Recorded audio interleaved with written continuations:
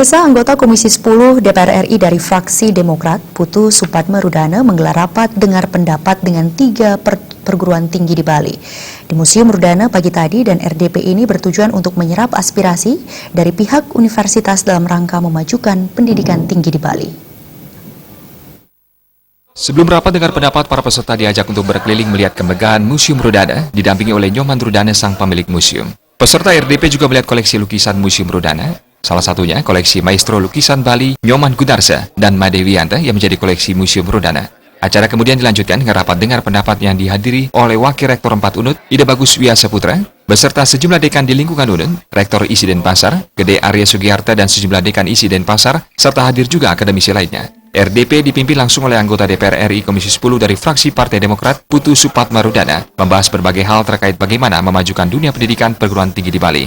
Melalui RDP ini, Putu Supatmarudana ingin bertemu dan berdialog langsung dengan para stakeholder universitas di Bali untuk menyerap aspirasi dari para rektor, dekan, dan dosen dalam rangka mempercepat menjadikan perguruan tinggi di Bali sebagai universitas kelas dunia.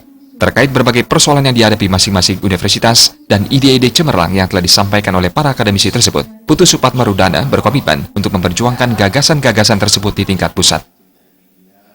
Apa yang menjadi kebutuhan di level perguruan tinggi ini juga tersampaikan kepada pihak kementerian terkait ini, dan kami sebagai wakil rakyat mendengar dan memperjuangkan aspirasi ini. Semua kebijakan ada di kementerian. Nah, kita tentu pada saat kementerian membuat kebijakan untuk perguruan tinggi ini, kita berharap nanti kita bisa melakukan koreksi yang betul-betul jelas, yang sesuai dengan aspirasi dari masing-masing perguruan tinggi ini.